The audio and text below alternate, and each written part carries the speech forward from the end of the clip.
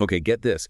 Imagine, like, going way back in time, not just, a few hundred years, but thousands, back to a world where kings ruled from, like, the Nile River all the way to the Tigris and Euphrates. Wow. And picture these, like, powerful monarchs. They're calling each other brother. Hmm. And they're, like, exchanging all these incredible gifts, gold, lapis lazuli, Really? even their own daughters. Sounds like something out of like a fantasy novel or something. Right. But get this. This actually happened. We're talking about the Bronze Age Near East. And some scholars, they even call it the first international age. It really is a period that, well, it captures the imagination.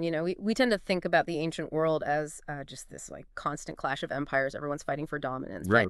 But during the Bronze Age, it was a totally different story. Yeah. One where diplomacy, not warfare, that took center stage. Exactly. And that is what we are diving into today, this fascinating period of, like, peace and collaboration. And it spanned an area larger than, get this, the modern European Union. It's huge. And we're going to be, like, sifting through all these ancient letters, Okay. treaties, even, like, school tablets, Wow. to try to understand how these powerful kingdoms interacted with each other and what their story might be able to teach us about our own modern world. You know what I mean? Yeah, for sure.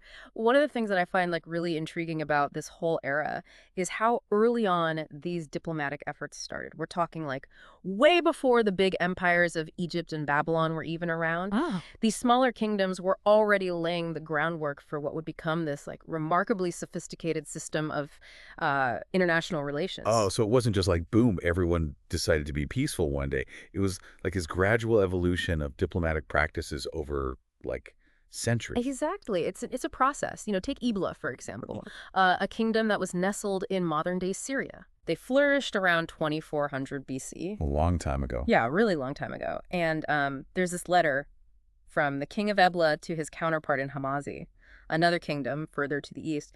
And what's so striking is the language the king of Ebla uses. He calls the king of Hamazi brother. Brother. Yeah, which basically means they're equals. That is incredible. It seems like this whole concept of brotherhood, it was like already deeply ingrained even in those early stages of their diplomatic, like, interactions. Yeah, it really was. And this fraternal language, it wasn't just like symbolic or anything. It reflected like the actual reality of their relationships. These early diplomatic efforts, they had two main goals. The first was mutual defense, against local rivals. Okay. And then the second one was access to luxury goods from like faraway lands. Ah, so it was like, you scratch my back, I'll scratch yours, but with, like, fancier back scratchers? Yeah. Yeah. Exactly. And this whole system with its emphasis on like sending envoys, letters, gift giving, it kept evolving as the centuries passed, and the great powers of the Bronze Age, they emerged. So, okay, let's, like, fast forward about 1,000 years Okay. to around 1500 BC. All right. So the map of the Near East, it's changed completely. Totally different. We've got these powerful kingdoms now: Egypt, Hatti, Babylonia, Mitanni. Yeah. And they're all, like, vying for dominance. Right. I mean, you'd think this would just be, like, constant warfare. Yeah, you would. But what's so fascinating is that that's not what happened. Right. It seems like these kingdoms, they went through this kind of like diplomatic evolution, I guess, that they started, bumping into each other, and they realized that conquering these other major powers, it was just way too difficult and costly. So it was almost like a stalemate. Nobody could, like, decisively win. Yeah. So they had to figure out a different way to interact with each other. Exactly. And that way it was through alliances and treaties and recognizing each other's spheres of influence. It's like they all decided that cooperation, it was actually more beneficial than constant warfare. Yeah.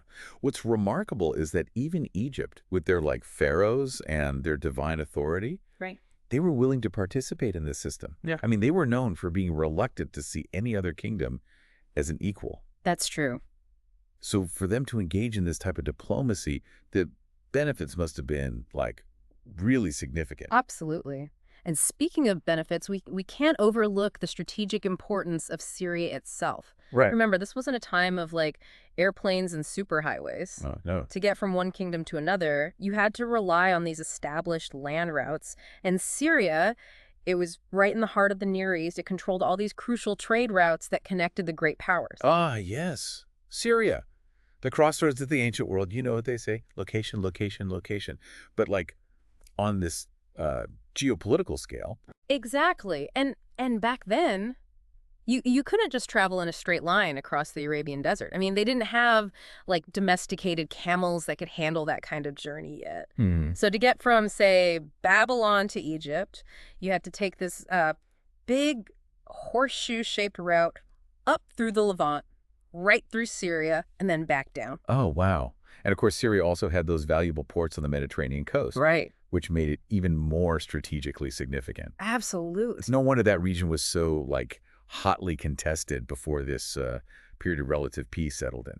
But how do we actually know all this? Is this just speculation Uh, based on, like, geography? No, no, not at all. We're incredibly lucky. We have this treasure trove of firsthand accounts from this period. They're called the Amarna letters. These Marna letters. Yeah, and they were Okay. discovered in the late 19th century in Egypt at a site called Amarna. It was the short-lived capital city of the pharaoh Akhenaten. Oh, right. The Amarna letters. Those are the clay tablets with the cuneiform writing. I remember learning about those in college. It's amazing that we have these, like, direct messages between the kings from that era. It's incredible. I mean, imagine like being those archaeologists. They uncover these hundreds of clay tablets, Yeah. and they realize they're not written in like Egyptian hieroglyphs. Ah. They're written in Akkadian cuneiform, which was the diplomatic language of the time. Wait, Akkadian in Egypt.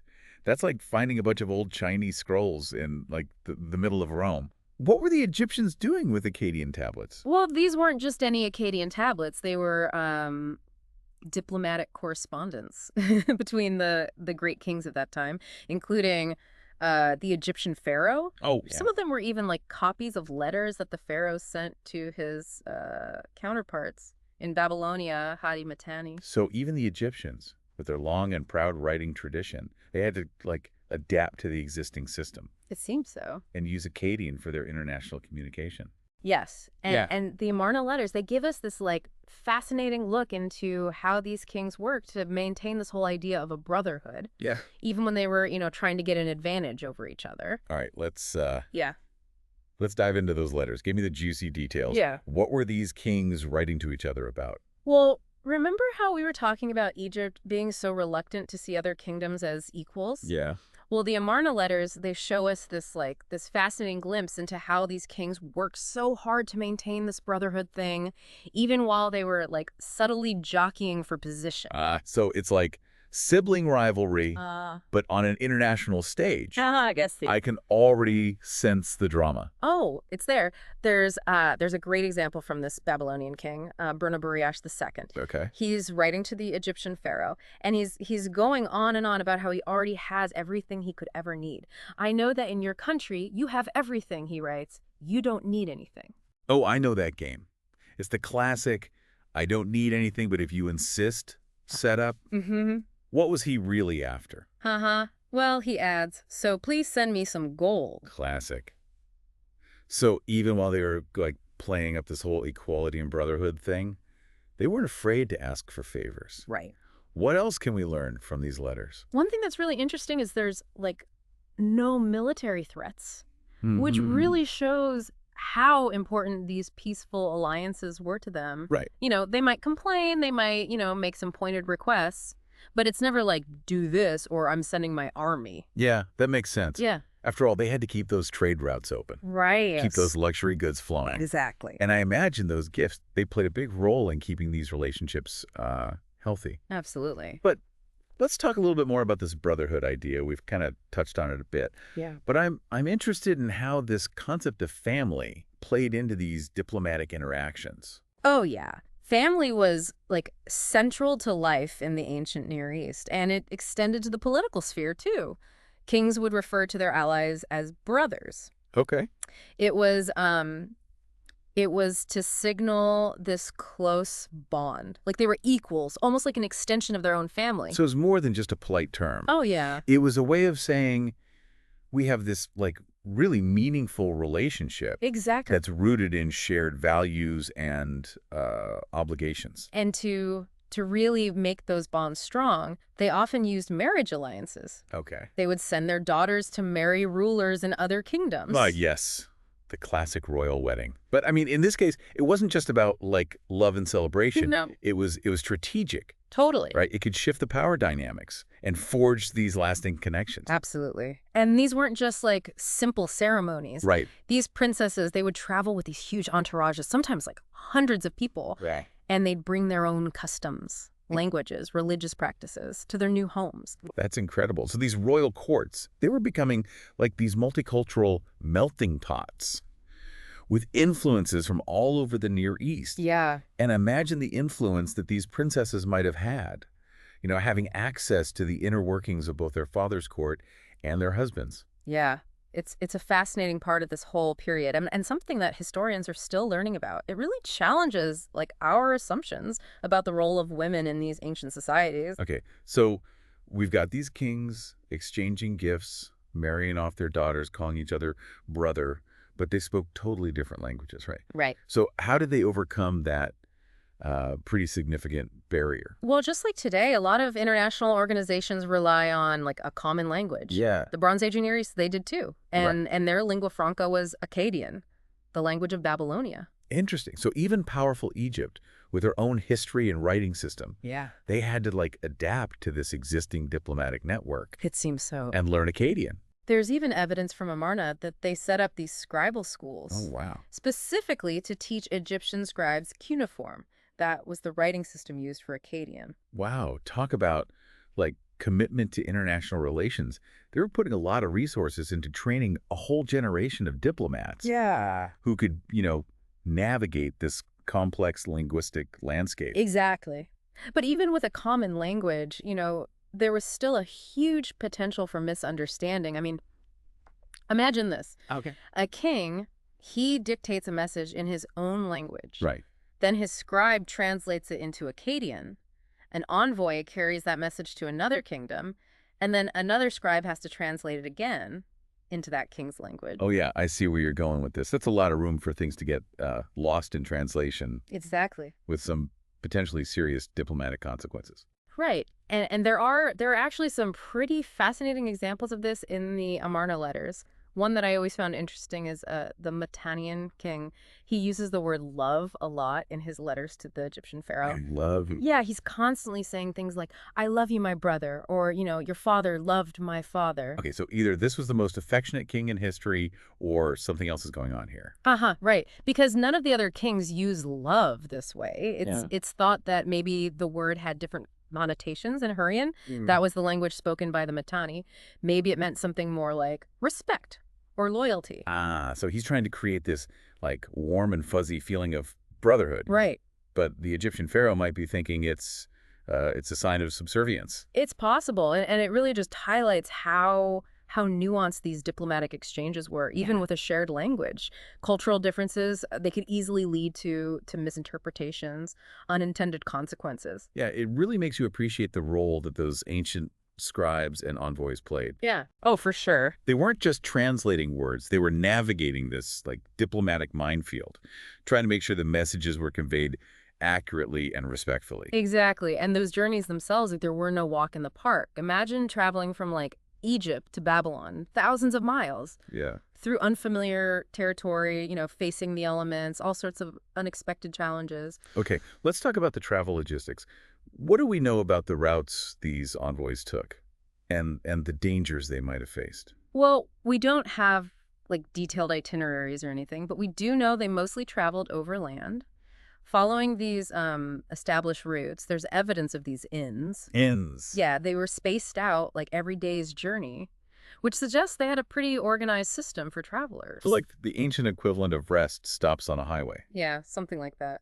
It's fascinating to think about these envoys, stopping for the night, maybe comparing notes with travelers from other kingdoms, sharing rumors and news from their courts. Yeah, it must have been a really interesting mix of cultures and perspectives. And don't forget, this was a time when bandits were a real threat. Right. We have records of envoys being robbed, and these incidents, They were treated very seriously. Wow, so the safety of these diplomats was, like, really important. It was. It shows just how important those diplomatic missions were. I mean, you wouldn't risk your envoys' lives for just a casual chat, right? No, no, not at all. Which brings us to what these envoys were actually carrying. Those luxurious gifts we keep talking about. This Right. wasn't like your average souvenir. We're talking like extravagant displays of wealth and power.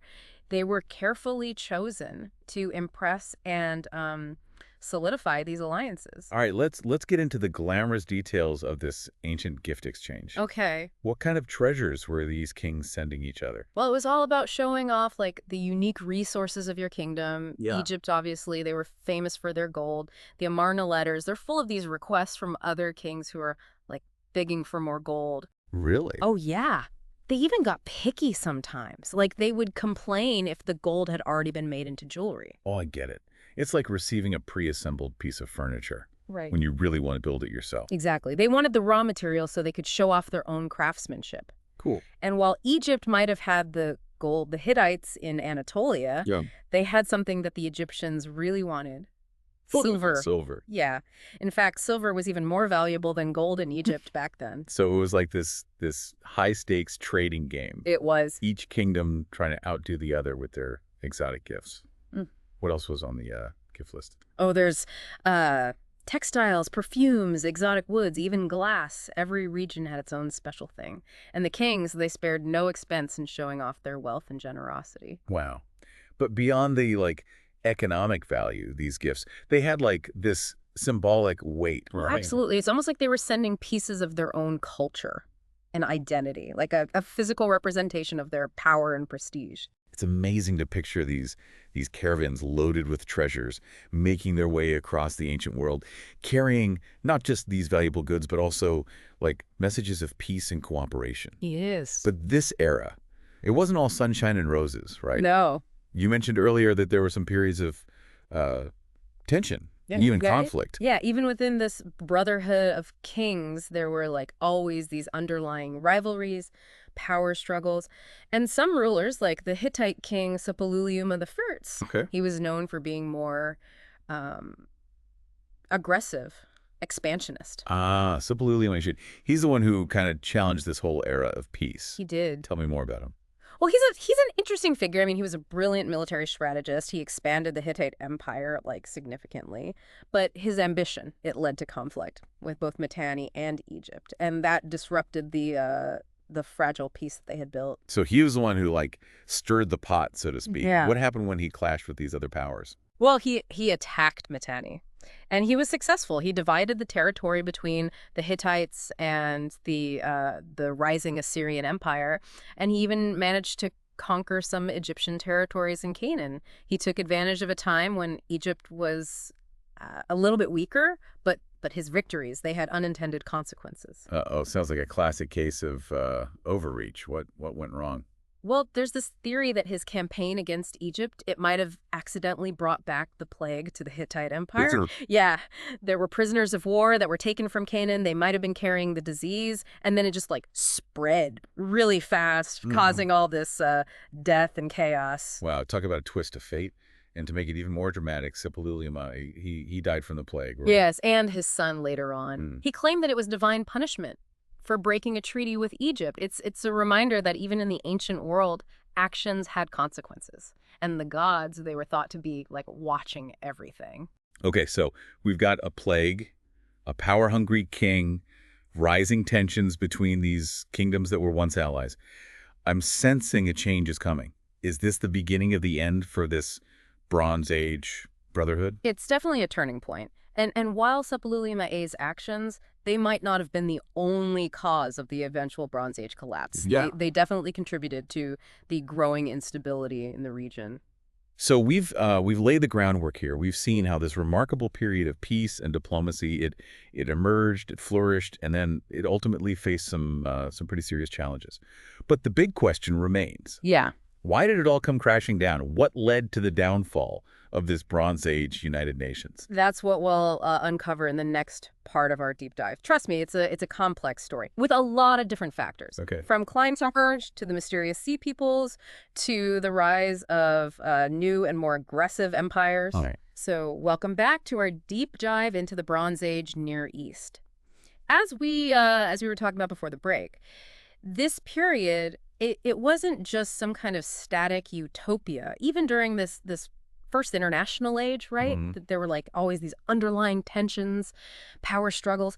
And towards the end of the late Bronze Age, around the 13th century BC, well, those cracks in the foundation, they started getting wider. Yeah. And ultimately they led to this really dramatic collapse. Right. And you mentioned that this collapse, it wasn't because of just like one big catastrophic event. It was more like a perfect storm, all these interconnected challenges coming together. Exactly. It's almost like this, like a historical domino effect. One crisis, it triggers another one. Yeah. And then eventually the whole existing order just gets overwhelmed. Exactly. And one of the most significant dominoes, one that's often overlooked in the traditional historical narrative, seems to have been climate change. Now, I know climate change is a big topic these days. It is. But are we really talking about climate change in the Bronze Age? I mean, what evidence do we even have for that? It might sound surprising, but the evidence is it's really mounting.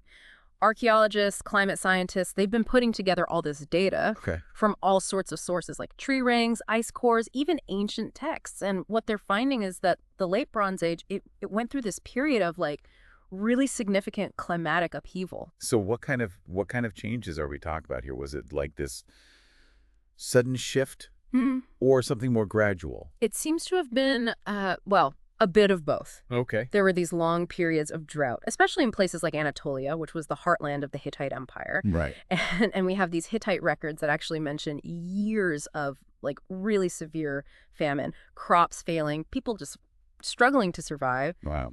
They even sent these desperate pleas to their neighbors, including Egypt, Well, begging for grain. it's hard to imagine these kings who were once so powerful. You know, they commanded armies, they dictated treaties, and now they're reduced to begging for food. It's humbling, isn't it? It is. It really shows how even the most sophisticated societies, they're still vulnerable to the forces of nature. They are. And the Hittites, they weren't the only ones feeling the pressure. There's evidence that these similar climate shifts, they were affecting other parts of the Near East too. Okay. And it led to, social unrest, economic instability, and it really weakened those once powerful kingdoms. And wasn't this also around the time that those mysterious sea people started causing trouble all over the region? I remember learning about them in school, but it always seemed like they just kind of appeared out of nowhere, Right. wreaked havoc, Mm. and then just vanished. Yeah, the sea peoples, they're still a mystery, even for historians who specialize in this period. We don't really know where they came from, what their motivation was for those widespread raids, or even what happened to them. But there's no doubt they had a huge impact on the late Bronze Age. Right. They attacked all these coastal cities. Yeah. From Egypt to Anatolia, disrupted trade routes, plundered settlements, just added to the general instability of the region. It's almost like they were a symptom of the bigger crisis that was happening. Yeah. They took advantage of the empires that were already weakening. Yeah, that's one interpretation. Some scholars believe that the sea peoples, they were victims themselves, of the changing climate. Maybe they were displaced populations driven from their homes by drought or famine. Others see them as more like opportunistic raiders, drawn to the wealth and vulnerability of these established powers. So like a combination of climate refugees and like Viking-style raiders. Yeah, kind of. Taking advantage of all the chaos and just further weakening the existing order. It must have been pretty terrifying for the people who were living back then. It would have been. Facing not just like all this internal pressure, but also these external threats coming from the sea. It would have been a time of like huge uncertainty, Yeah. fear. And what's interesting is that the traditional ways of responding to these kinds of threats, things like forming alliances or relying on those established defensive strategies, they didn't seem to work as well against these new challenges. Yeah, their diplomatic strategies, their military tactics, they wouldn't have been very useful against like widespread famine or these unpredictable raids from the sea. It's like they were dealing with this totally new kind of enemy, Yeah. one that didn't play by the established rules. Exactly. And as if the droughts and the seafaring raiders weren't enough, there was another force that was on the rise, one that would ultimately reshape the entire political landscape of the Near East, the Assyrian Empire. Ah, yes, the Assyrians. They weren't exactly known for their diplomatic skills, were they? No, not really. I remember reading about their reputation for brutality Yeah. and their thirst for conquest. That reputation, it's well deserved. The Assyrians, they were a very formidable military power, known for being ruthless. They had these sophisticated siege warfare techniques, Mhm. and their armies were very well organized. And as those established powers, like the Hittites and the Egyptians, as they started to weaken, the Assyrians, well, they saw an opportunity to expand their influence, seize control. So while everyone else was dealing with these droughts, famines, these enigmatic raiders from the sea, the Assyrians were basically just like waiting in the wings, Yeah, pretty much. watching as the old order crumbled, and just ready to step into the power vacuum. That's one way to look at it. And their tactics, they were completely different from the diplomatic norms of the Brotherhood that had defined the late Bronze Age. The Assyrians, they were interested in making alliances Right. or exchanging fancy gifts. They wanted to conquer, subjugate, extract tribute from anyone they defeated. So they were like the antithesis of this whole era of peace and cooperation. Mm. It's almost like their rise to power signaled the end of an era, a shift from diplomacy to just brute force. It was a big shift, that's for sure. And while the Assyrians did sometimes engage in diplomacy, when it suited their interests, their main way of interacting was through military might. They weren't afraid to use uh, intimidation, violence, even terror Yeah. to get what they wanted. It's hard to imagine how the kingdoms that had gotten used to the relative peace and stability of the Brotherhood, Yeah. how they would even responded to this new and much more aggressive power. It must have felt like the world was just turning upside down. Yeah, I'm sure it did. Imagine seeing your neighbors, Yeah. people you once thought of as allies, even brothers, being, conquered, subjugated by this ruthless empire. It would have completely shattered any sense of security, trust that they had built over centuries. So all these pressures, both internal and external, climate change, the sea peoples, Right. the rise of the Assyrian Empire, it proved to be too much for the existing diplomatic system. It seems so. Those diplomatic ties that had held the region together for so long, they started to unravel. The balance of power, it collapsed. Kingdoms that had once seen each other as partners, even brothers, they started looking at each other with suspicion, distrust. They were all just scrambling to protect themselves in this rapidly changing world. And with that collapse of trust, it was like inevitable that they would return to conflict. And that meant the end of this first international age. Sadly, yes. The late Bronze Age Near East, it descended into this period of widespread warfare, chaos, and ultimately collapse. The great palaces, the cities that had been symbols of the power and the sophistication of this era, they were abandoned or Right. destroyed. Those trade networks that had once spanned continents, they crumbled. And that interconnected world of the Brotherhood, it fragmented, leaving behind, well, a legacy of broken alliances and a stark reminder of just how fragile peace can be. It's a really poignant story, isn't it? It is. This period of peace and cooperation. Unlike anything that had come before, it lasted for centuries. Yeah. And then it was brought down by all these factors that were completely outside of their control. Yeah. It makes you wonder if things could have been different. Yeah. If they could have somehow weathered the storm Right. and preserved this amazing experiment in international relations. It's a question that still fascinates historians and archaeologists today. And Right. and while we can't go back in time and change what happened, we can learn from their experiences, both the triumphs and the failures. Exactly. Because even though this era eventually ended, it still gives us these valuable insights Yeah. into the potential for diplomacy Mhm. and cooperation. Even when faced with like these seemingly impossible challenges. I mean, if they were able to keep the peace for centuries across such a huge and diverse region, it gives you like this little glimmer of hope for humanity, right? It does, and maybe by studying their successes, their failures, their strategies, their innovations, we can learn some valuable lessons for our own modern world, a world that's facing its own set of complex challenges and interconnected crises. Speaking of lessons, I'm curious about what happened after the dust settled. Did this Bronze Age collapse mean that diplomacy was just over? Or did those seeds of cooperation, the ones that were planted during this first international age, did they somehow survive? Did they influence the course of history? That's what we'll explore in the final part of our deep dive. Because even though the world had changed, that fundamental need for communication, for negotiation, for compromise, Right. it never went away. And as we'll see, the legacy of the Bronze Age Brotherhood, it lived on, maybe in some new and surprising forms, but it continued to shape how diplomacy evolved for centuries to come. So we've gone through this whole rise and fall of the Bronze Age Brotherhood of kings. We have. And we've seen their diplomatic successes, their struggles, and then that ultimate collapse. Amidst like this perfect storm of challenges, it's a story that honestly it could leave you feeling kind of pessimistic Yeah. about the whole idea of like lasting peace. You know what I mean? I'll get it. But like they say, every ending, it's also a new beginning. So what happened after the Bronze Age collapsed? Did the lessons from this first international age just disappear? Not at all. I mean, the specific system of the Brotherhood that disappeared, but the seeds of diplomacy, they'd been planted, and they kept like sprouting, maybe in different forms, Yeah. as new empires came up and new challenges popped up.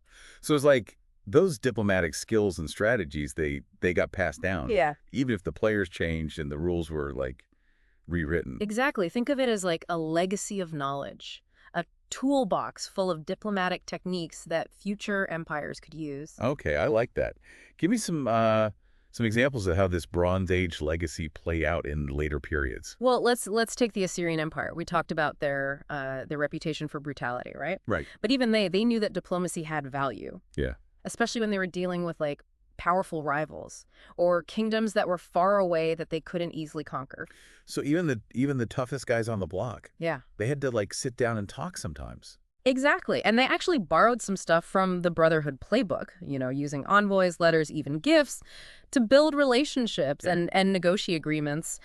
Of course, their approach was often, a little bit more, shall we say, forceful. Haha, right. So Yeah. they kept some of the forms of Bronze Age diplomacy, Yeah. but they adapted them to their own like imperial style. Yeah. Sort of an iron fist and a velvet glove approach. That's a great way to put it. And we see those same patterns in other empires that came up after the Bronze Age collapse, like the Neo-Babylonian Empire. Okay. They also had some pretty sophisticated diplomatic efforts. They built alliances, negotiated treaties with their neighbors. They learned from the past, but they also came up with new approaches. It seems like this era of like really intense interaction during the Bronze Age, even though it ended in collapse, Yeah. it really had this lasting impact It did. on how future empires approach diplomacy. It's Oh. like they learned that no matter how powerful you are, you can't always get what you want just through force. Right. Sometimes you have to, talk, negotiate, find some common ground. It's a key takeaway from this whole period. And it reminds us that even in the ancient world where we tend to think of like constant warfare and conquest,